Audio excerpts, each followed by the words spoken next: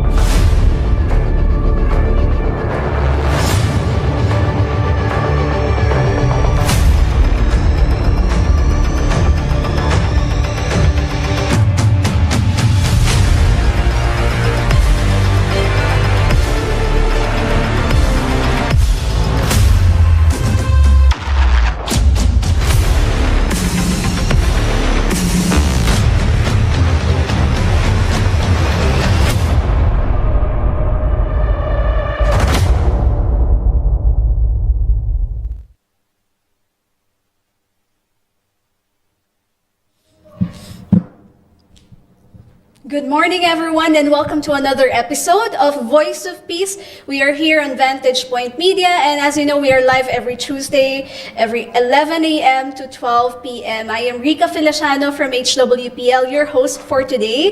And I would like to greet Miss Tina, although she's not here because sobrang busy talaga ni Miss Tina, di ba? Ganun talaga pag mga Latina, sobrang busy, but she's definitely watching. So I would also like to greet Miss Sam O, our publicity ambassador. Thank you so much for continuously supporting our show. So ako, I'm very excited for today's episode dahil meron po tayo uling makakasama ngayong umaga na ito at talagang kapartner natin pagdating sa youth empowerment, talagang very active pagdating po sa advocacy. So I'm very excited to get to know our guest for today. So our guest for today is an award-winning youth leader, Agawad Chancellor ng natatanging mag-aaral awardee from UP Diliman, and the president and founder of Youth Service Philippines, which has led over 200 youth initiatives.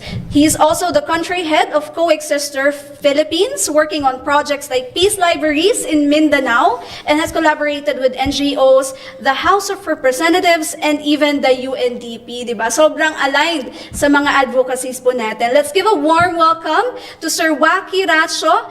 Sir Wacky, welcome to Voice of Peace. Thank you po. And again, thank you so much to HLPF for the kind invitation for today.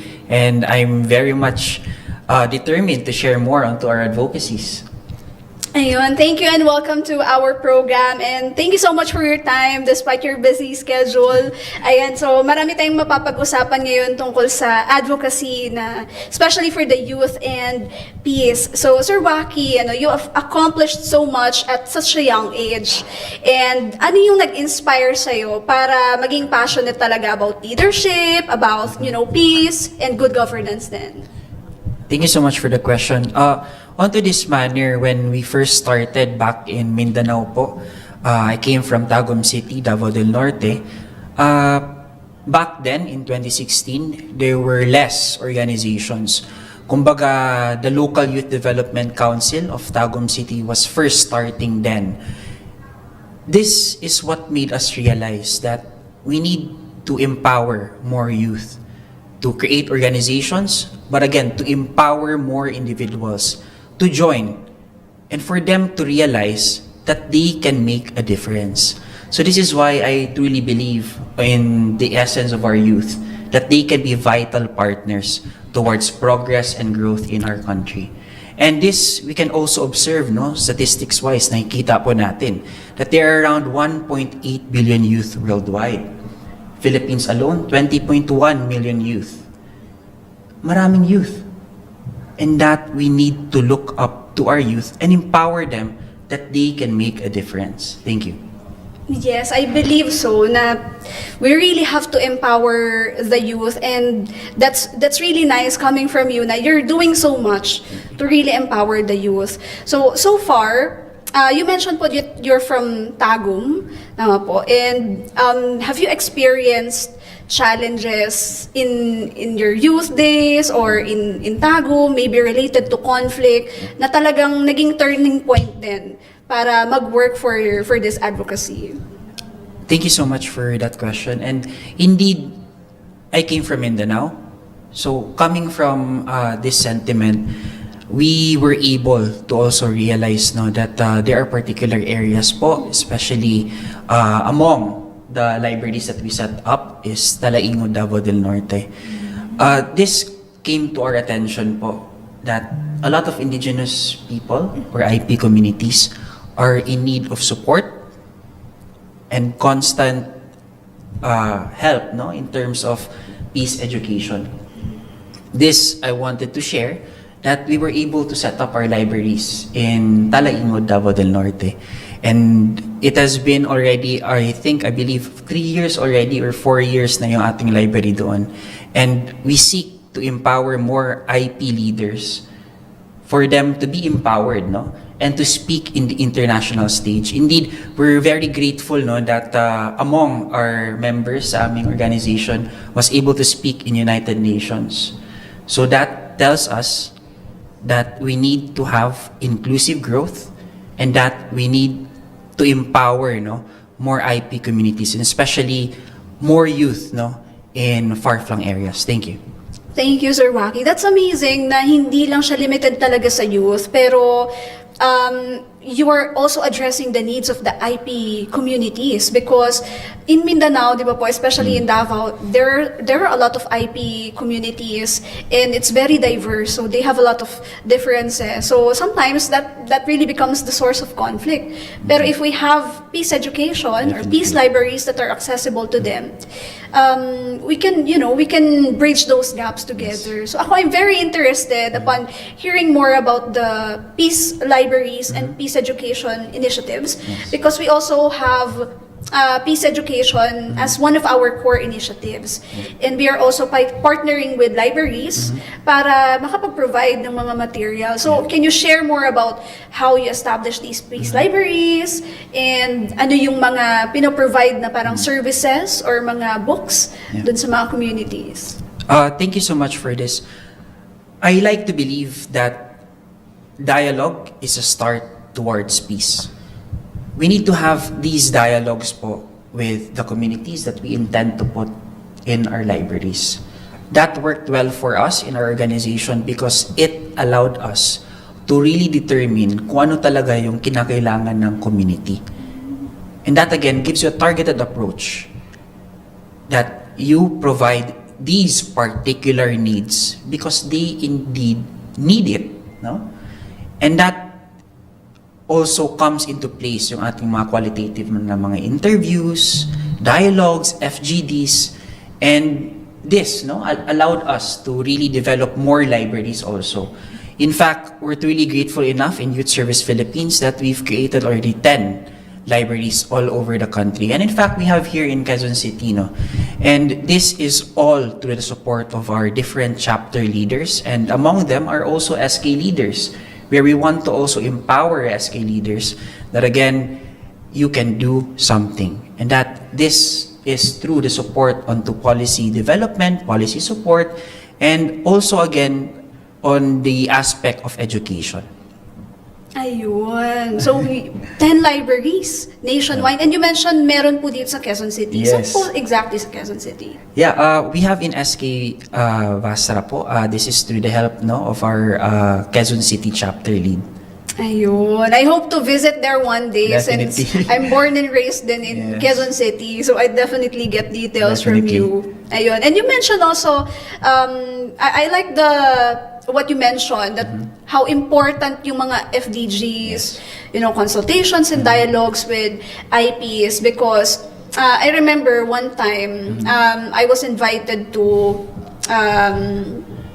contribute to a paper na there was a question there, yung problem na yun yung problem sa communication with them because there are, for example, services ng government na hindi nakakarating dun sa mga IP communities because walang nangyayaring mga consultations, FGDs sa mga communities, which is meron talaga silang dapat participation sa policy making kasi sila yung recipient Definitely. ng mga services na yon. So, ang galing na ganito yung ginagawa po ninyo sa Youth Service Philippines. Thank you. Yes. And you mentioned also about, peace education. Can you tell us more about how you conduct or how you do your peace education initiatives as well? Yeah, thank you so much for this. And indeed, in our organization, we like to believe that this also starts in research.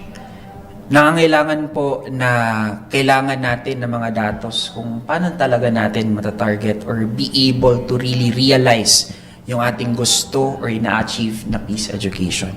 In fact, I would like to share po, we are creating our startup. It's an augmented reality book, and right now we're in the process of finalizing our augmented reality book for peace education.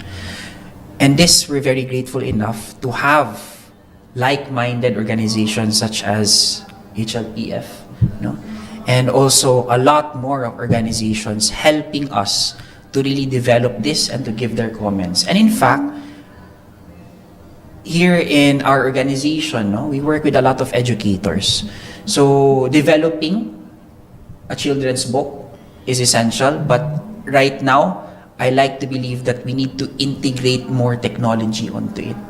This is what I realized no, when we had our augmented reality experience kasi tumataas yung attention ng mga bata. And that provides us no, with this idea na we need to develop new technologies, integrate it, especially in the aspect of peace and also in the aspect of SDGs. Ayun. So, thank you for sharing that, Sir Wacky. So, maybe for people like me, kahit hindi halata, na hindi na naabutan yung mga new technology sa school. Kasi, di ba yung time natin, Manila paper, Yes. printed books. So, I understand, there are a lot of new technologies ngayon na talagang ini-integrate. Yes. And I know that our educators are really doing their best to Definitely. adapt to the changes. Can you share like a bit more, how does it look like for a student to use this technology or Yes. this book that you are working on? Yeah, thank you so much. Onto this matter, right now, we're developing an application also. So when you scan it with your phone, lumalabas yung mga characters. So that again gives an interactive approach in the take onto peace education and again onto SDGs.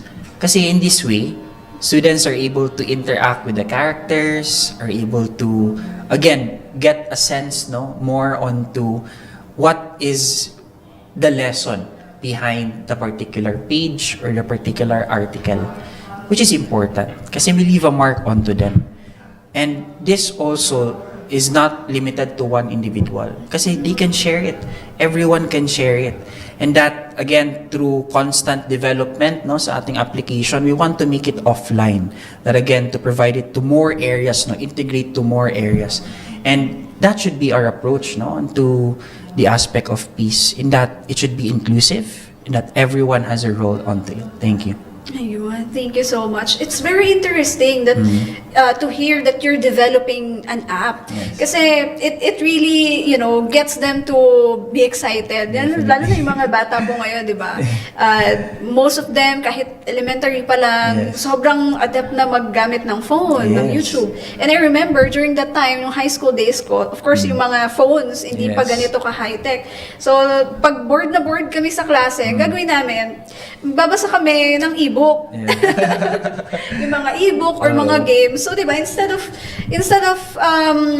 students being tempted to do those things para i-divert yung attention nila Yeah. kasi the approach is not working to get their attention. I think that would really be helpful. Yes. That's going to be very interactive kasi it's something that's familiar to them. Yes. And at the same time, they're using it to learn something. Yes, Yeah, so that's very interesting. I hope I can use this app as well. definitely. Ayun, I'll definitely get more details on this app. And you mentioned also that you're prioritizing, di ba po, aligning sa 17 SDGs. Yes. Yan, can you mention like some of the projects or approaches that you do to align sa mga SDGs po? Thank you so much for the question. And again, we highlight onto quality education and partnerships for the goals. This is what we want to make sense onto our youth, that they can take part onto the SDGs. It's alarming, when we state onto research reports wise that we are not that much progressing towards the SDGs. Indeed, we need to consider that there is progress, but again, not in the level to really achieve it by the target year. This I call on to the youth to really take part onto the SDGs, because in the SDGs there are a lot of targets, a lot of indicators, a lot of publications, even thousands, but we need to really make something concrete out of it. This is why I constantly encourage that we should collaborate and not compete in achieving the SDGs. And this is why I'm truly grateful enough to be here today with HLPF and also Vantage Point Media to discuss more onto the SDGs. Kasi having these discussions allow also our youth to know about the SDGs, how they can act, and how they can make sustainable actions. Because we need to face the hard truth. NGOs come and go, projects come and go. But I hope to make sense out of you that you need to realize onto the long-term impact of your projects. Hindi lang yung impact niya bukas, hindi lang impact niya for the next week, but its impact for years and years to come. And I hope that more youth will be encouraged to really look upon the SDGs and to partner and not compete in achieving the SDGs. Thank you. Thank you so much for the very wonderful answer. I really like your answer, Sir Wacky, emphasizing that NGOs and even multi-sectors should really collaborate and not compete. Kasi hindi naman competition yung pagpapaunlad ng bansa. Yes. Diba po? So we are building our nation. If you have something that you can offer to the table and the other groups have something and you have something in common, it's a great way to really collaborate. Kasi at the end of the day, yung iniisip natin dito yung future ng recipients natin, yung mga magbe-benefit, which is our youth, our future generation. And I really like the way you think that, visionary, that we should do long-term projects. We should do these projects thinking or having in mind na this should have an impact for the years to come, for the future generation.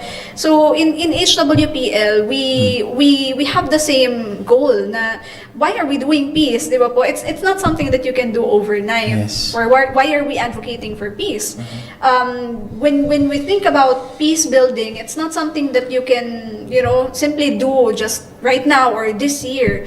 We should have projects na iniisip natin yung future generations, kumbaga ito yung pamana or magiging legacy natin para sa kanila. So I'm really looking forward to our collaboration because I believe our organizations are very much aligned when it comes to these initiatives. Ayan. Speaking of Youth Service Philippines, and you have another organization also, Coexister Philippines, would you like to tell more about your organization? Like how was it formed? How long have you been? How many chapters do you have? Thank you so much.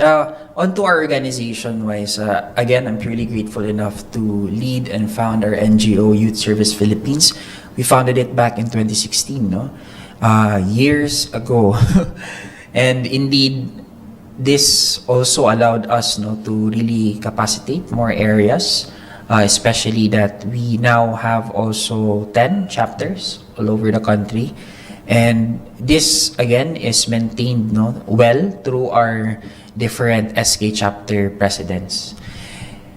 This is also, again, an opportunity for more youth and especially those listening right now, sa ating mga listeners, if you want to really join also and lead a chapter on the Youth Service Philippines, we'll be happy to welcome you. And again, this also tells us that there is continuity in terms of leadership, and to give way to more leaders, to also take a stance onto leadership in their communities. And onto Coexister Philippines, that was way back in 2021. We're quite grateful to also held international peace seminars, especially in Tagum City, and that is again through the help of various NGOs and also agencies in our country, really helping out. And this I see onto the power also of collaboration. Kasi nga, as you mentioned po, that our NGOs, organizations, have different things to offer. So why not combine together what's available and make a sense out of it, make concrete actions, and again, make it sustainable for the long run. Thank you. Thank you so much. And you mentioned also that you have led over 200 youth initiatives. So aside from those that you mentioned, like, peace libraries and then the apps, would you like to share some other projects that really made an impact? Thank you so much. Onto our different projects, I really want to promote and also showcase yung ating Advent startup.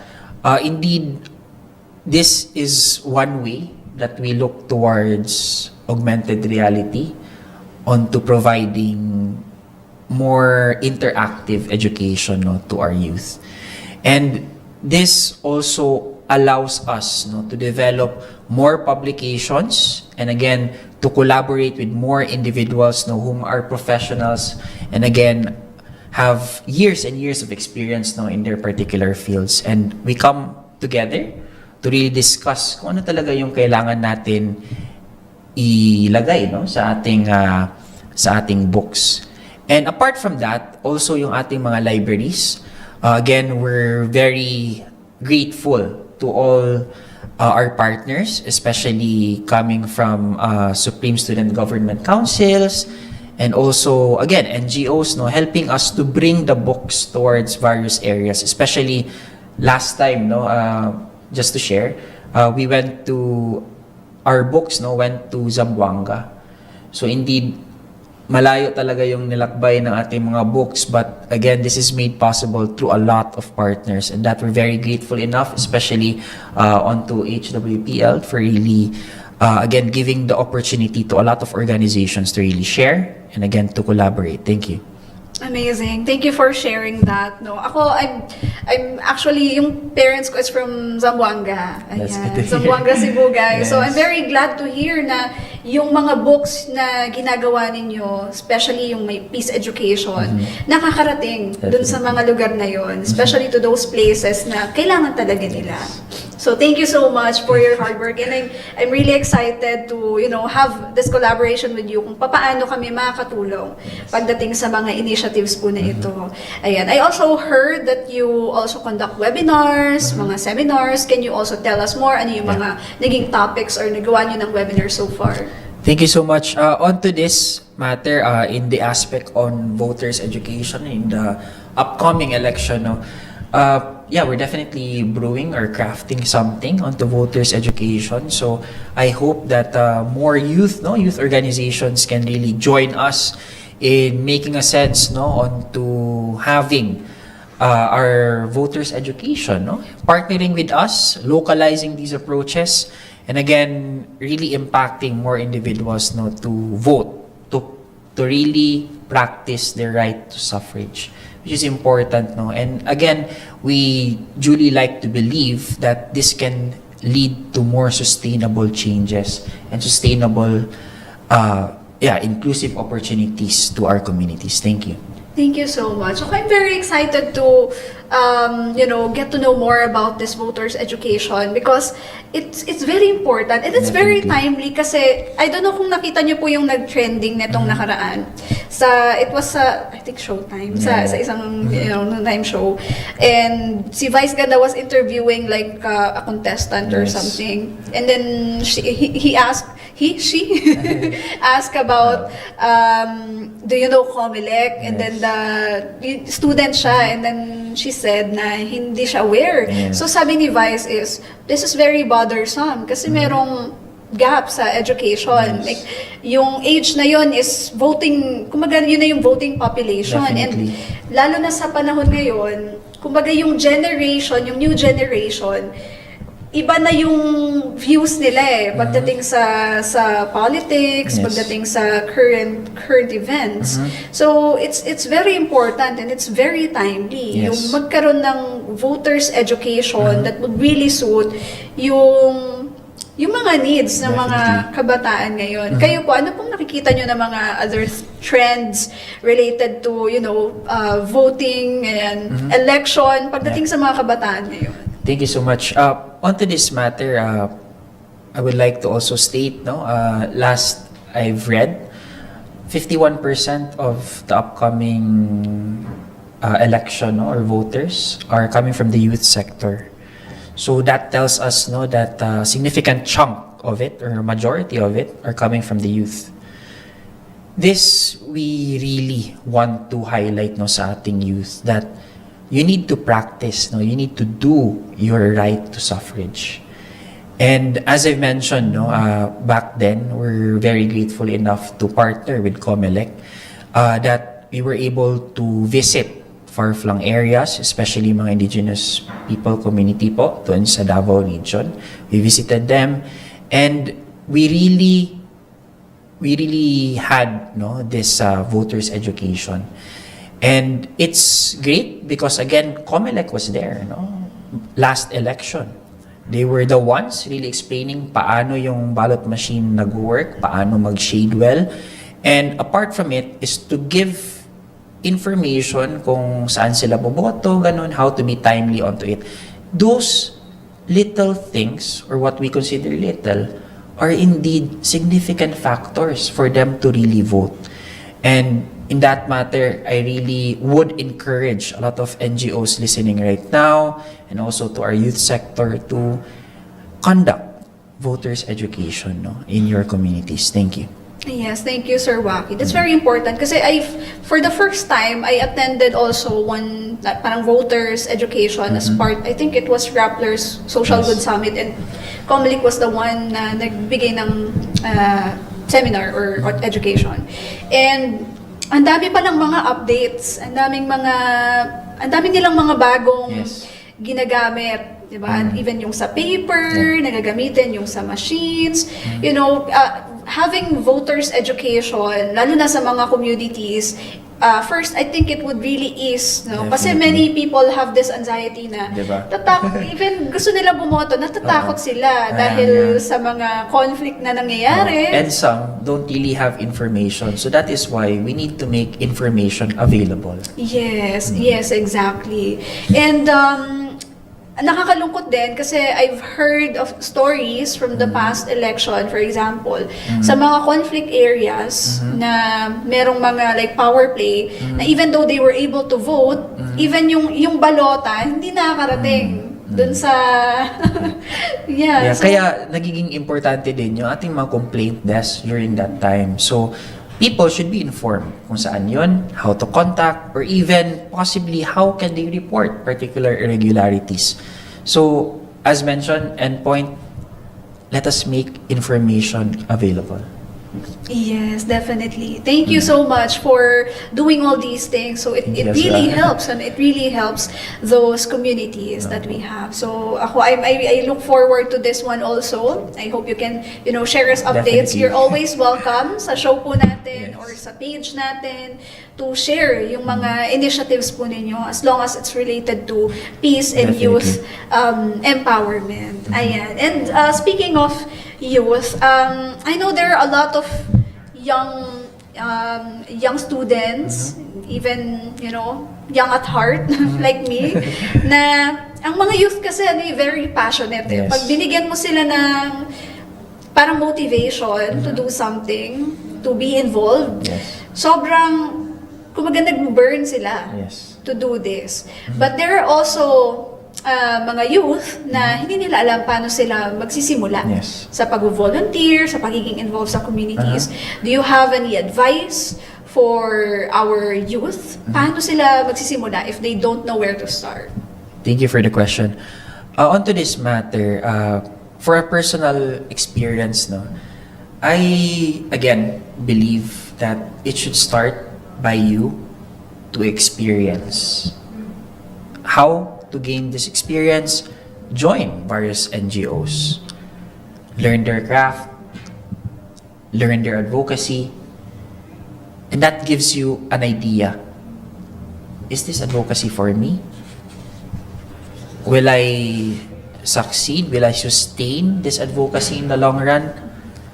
And that also gives you this burning spirit, no, to continue to make more actionable steps, such as creating an NGO or creating your organization, community organization, or even just a group, no?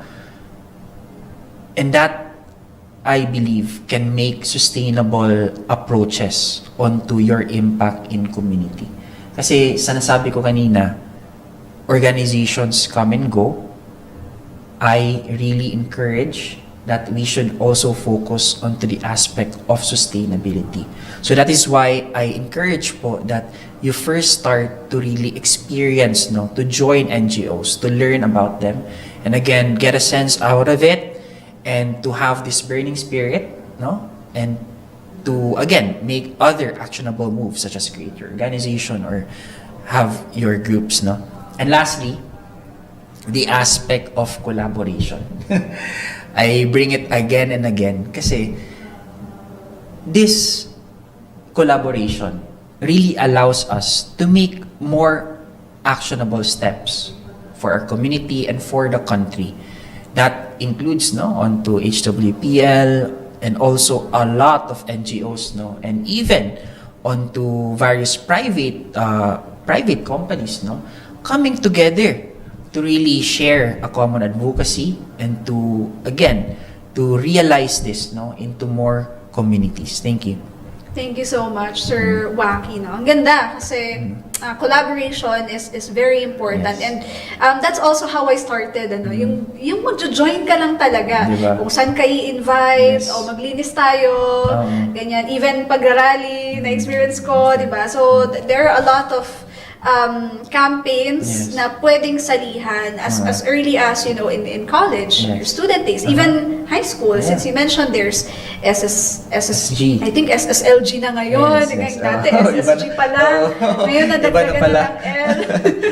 Diba po? So, ang dami. Mga clubs. Yes. We are also establishing, you know, peace clubs sa Yes. mga partner schools. So, there are a lot of ways to really get involved. And it also helps, you know, starting them young. Yes, definitely. Kasi fresh pa yung minds nila. And if we start them young, nadadala nila yon hanggang sa paglaki. Hanap-hanapin nila yon na parang, parang ay manodot, you know, Yes. navigating sa corporate world or kung nasaan man sila. Yeah. Pero hinahanap-hanap nila yung ganong sense of involvement pagdating That's sa community work and volunteerism. So it really helps. Yes. And ako I'm very excited talaga to collaborate kasi ang daming mga youth na mga members din ng HWPL. So I hope we can help each other out. Definitely. And since you mentioned about collaboration, I know na collaboration between NGOs and communities is very important. Yeah. But looking into the bigger picture, the best is really to have like a multi-sectoral approach and Definitely. really involve, of course, the government. So you also have involvements or connections with the government. You mentioned that you work in the House of Representatives. Can you share a bit more about what you do and how you collaborate with, you know, institutions or agencies? Thank you for that question. Onto this matter, we come into the principle of public-private partnerships. This is important because, again, there are resources available sa ating government and there are resources available sa ating mga private organizations, NGOs, and civil organizations. No? And this, I see, should really combine these different expertise, these different resources that our government and private sector has. That allows for more sustainable action. One thing that we can truly realize, no, is yung ating ginawa back then, we pushed for youth code policies, no, especially sa aming local government units, and that we wish to prosper more onto other LGUs.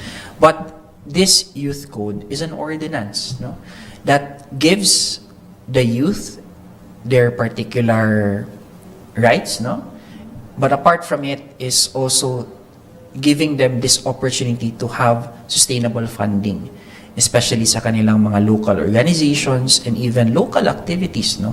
Which is important kasi, again, we want to mobilize our youth and empower them that, again, to really realize that they can do something. So this is why I truly see the essence towards partnerships between the government and the private sector. And that, again, also onto the aspect of dialogue. To really have these dialogues, no, and to discuss kung ano yung possible compromises natin, but again, to really set forward on what is our aim for the community. And this I see is presenting also the concept onto collaboration and not competition. Thank you.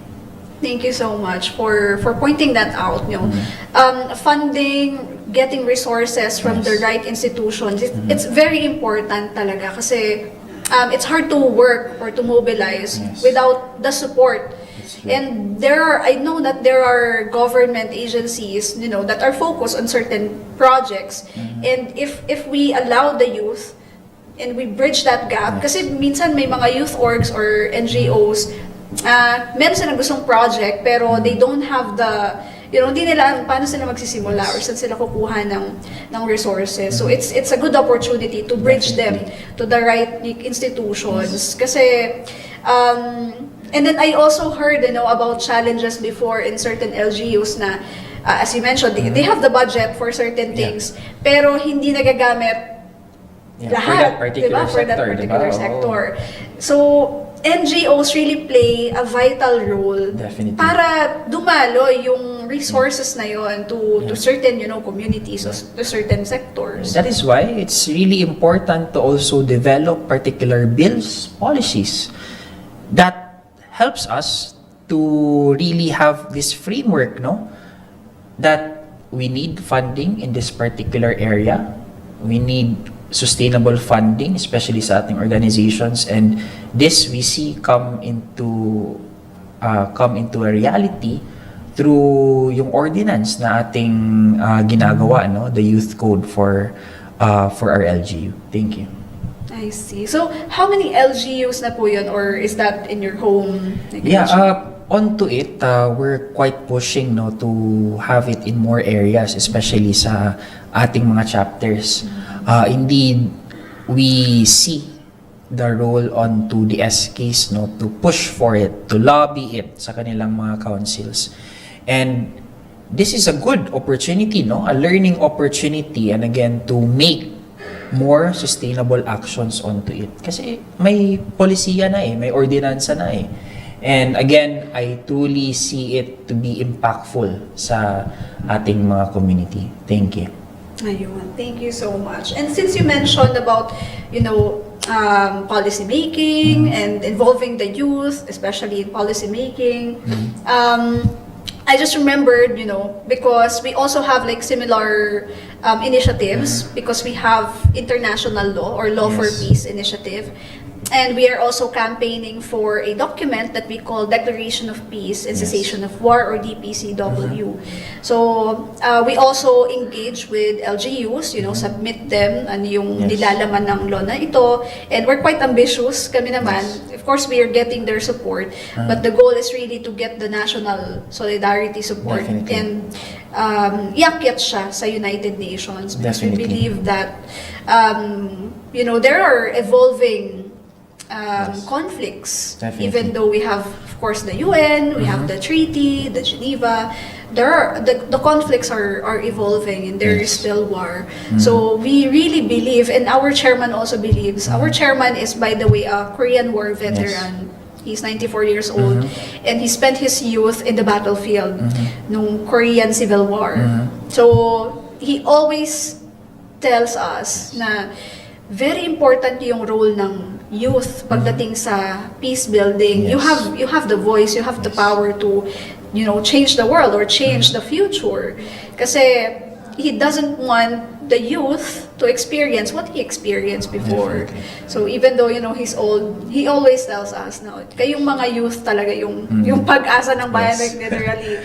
Before, I didn't believe it anymore. Nung mga time na parang, very progressive ka, ganyan. Sabi ko, is that really possible? Like how could they say na ang kabataan ng pag-asa ng bayan when all the things that you see are, negative pagdating sa news, ganyan. Pero, upon working towards these causes, kumbaga nagkaroon din ako ng hope. Nagkakaroon tayo ng hope na, there's hope really, as long as there are people who believe in these causes.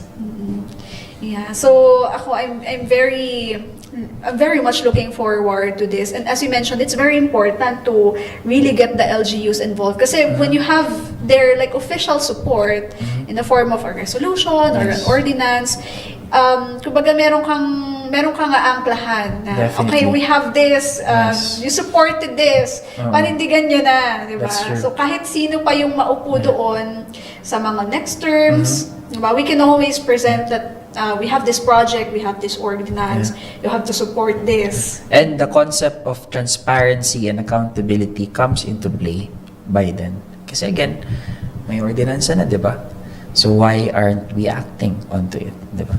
Ayun, di ba? So it's very important and it's very helpful to doing these things. And you mentioned also that yung pinaka-priority is to have sustainability. Yes. Pagdating sa mga projects. Yeah. So this is just a curious question, Sir Wacky. Kasi working with the youth, with the IPs, and maybe even in the conflict areas, was there like a particular story na masasabi mo na heartbreaking for you na parang mas nag-alab yung passion mo to do your advocacy? Yeah. Thank you for that question. Truly, I get this continued motivation by the people we help. I'd like to share also a story, of one of our officers na for our chapter. Name niya po ay Ronald, He was able to approach me in our activity back then with Comelec actually. Medyo malayo na yung area na pinuntahan namin ng Comelec. And he approached me. Sabi niya, "Sir, paano ba ako makakatulong? Gusto ko tulungan yung aking IP community." Those words really struck to my head, na a lot of youth really want to help their community, but they don't know how to start. So this is why I see the value, onto our NGOs, and again through our partners, to really reach out and create more communities, more organization chapters, and for them to really realize that they can in fact do something. And to start with is for you to really take attention onto these matters. For you to be aware comes with you educating yourself onto the issue, that problem. And again, for you to make the sustainable, actionable steps and to make it sustainable through the help of collaboration. So indeed, our organization seeks to help more individuals, seeks to partner with more organizations, and we hope to really strive more for our country's development and growth. Thank you. Thank you so much. So, ang ganda nung idea na naging proactive siya. Dahil nandun kayo sa lugar na yun. Yes. If wala kayo dun sa lugar na yun, nandun lang yun. Nakabury Yes. lang sa heart niya na gusto kong, I want to make a difference. But if we really give them an opportunity to grow, to help, to be empowered, the youth are really proactive. Yes. They're very genuine when they say, I want to help. Please teach me, di ba? How do I proceed with this? Ang ganda ng heart ng mga kabataan na ganoon. Merong leadership. And it's really nice to know that you mentioned na officer na siya. Tama po? Yes. So, onto that matter, I like to believe also that the youth are there with their desire to help. But again, as organizations, I truly would like to encourage also, for us to give them with the proper opportunity, the proper materials, the proper skills, that again could really make for them to have this sustainable change in their communities, sustainable actions. Thank you. Thank you so much, Sir Wacky. And again, for young people, for our listeners who would like to be part of this advocacy, or this movement, can you give a message to our young listeners? The youth are the leaders of today and tomorrow. I want to encourage our youth to continuously educate, to join organizations, and to have this continued burning spirit to help our community. In joining your organizations, at first, you would be confused, Ano talaga yung aking advocacy? Where do I start? How can I really sustain this? But through experience comes with motivation also. And also, this allows you to have more confidence, in choosing what particular advocacy you'd like to focus on. And when you have it, I want you to sustain it. And I hope that you are able to also explore onto other organizations, to partner with them and to really make these sustainable actions. And if you want to also join, help our organization, we have Youth Service Philippines po. We're in Facebook and also in Instagram, and also Coexister Philippines. Again, onto Facebook and Instagram. But apart from it, we're again developing our startup, our augmented reality books. It's called Advent. I hope that soon enough, we can fast track and put more books, in your communities if ever we can really partner on it, and especially onto the aspect of peace education. And lastly, I would like to thank HWPL and Vantage Point Media for the kind invitation for this guesting. Thank you. Thank you so much, Sir Wacky. I'm very excited to get in touch with you and share updates also on the books. Kasi we also have, as I mentioned, we have peace education initiatives as well. Although we have our modules, we're very much open to developing it as well when we conduct capacity building programs for our teachers and educators and partner schools.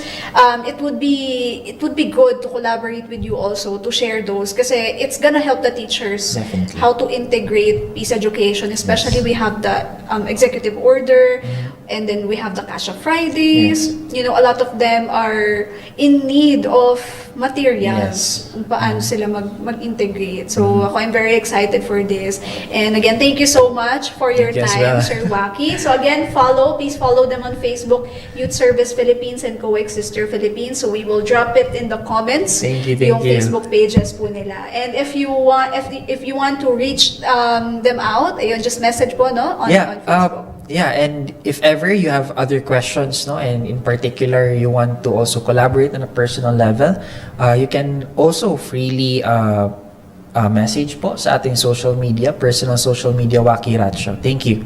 Ayun. Thank you so much, Sir Wacky Racho, President and Founder of Youth Service Philippines. So ayan, di ba, napaka-informative and very inspiring yung episode po natin today. It's all about youth empowerment, youth leadership, and peace building as well. So we have a lot of things in common, and you will surely hear more about their organization and about our upcoming projects. So I'm looking forward to our collaboration. So again, this is our episode for today, Voice of Peace. This is Rica Feliciano, and thank you so much for watching. We'll see you in our next episode. Bayani ng lansangan, ikaw ay iingatan. Ihahatid ka ng ligtas sa iyong paroroonan. Protektado ka sa mga magigiting na tsupero. Mulan umaraw, masasandalan parang pader. Tayo'y babiyahe tungo sa kinabukasan. Malaya sa sakuna ang bawat daraanan. Ligtas na kalsada, malinaw na pag-asa. Sa BTS, ang partido ng mga bayaning tsupe. Bayani ng lansangan, ikaw ay iingatan. Ihahatid ka ng ligtas sa iyong paroroonan. Protektado ka sa mga magigiting na tsupero. Mulan umaraw, masasandalan parang pader. Itaguyod ang kaayusan sa kalsada. Sasakay ka ng walang anumang pangamba. Karapatan ng mga tsupera isusulong. Mga programa na sa kanila'y makakatulong. Dahil kayo'y maituturing din na bayani. Maliit na kita, tuloy lang sa pagsisilbi. Maiangat ang ekonomiya sa ating lipunan. Tagapaghatid sa pag-unlad ng ating bayan. Tara na't umarangkada sa pag-unlad papunta. Sakay na at sumama sa BTS. Tayo'y babiyahe tungo sa kinabukasan. Malaya sa sakuna ang bawat daraanan. Ligtas na kalsada, malinaw na pag-asa. Sa BTS, ang partido ng mga bayaning tsupe. Bayani ng lansangan, ikaw ay iingatan. Ihahatid ka ng ligtas sa iyong paroroonan. Protektado ka sa mga magigiting na tsupero. Mulan umaraw, masasandalan parang pader. Pagripaso at paggawa ng mga batas upang ang buhay natin ay umangat naman ng antas. Ang bayaning tsuper ay tayo ring mga Pilipino. Direksyon ng ating buhay, tayo ang nagmamaneho. Binipisyong nararapat ay hindi pagkakait. Solusyon ang tugon sa mga hinanaing. Sa ating biyahe ay walang ni isa ay maiiwan tungo sa maayos na kinabukasan ng ating bayan. Tara na't umarangkada sa pag-unlad papunta. Sakay na at sumama sa BTS. Tayo'y babiyahe tungo sa kinabukasan. Malaya sa sakuna ang bawat daraanan. Ligtas na kalsada, malinaw na pag-asa. Sa BTS, ang partido ng mga bayaning tsupe. Tayo'y babiyahe tungo sa kinabukasan.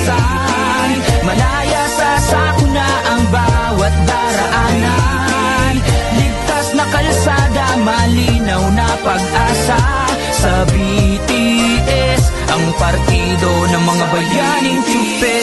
Tayo'y babiyahe tungo sa kinabukasan.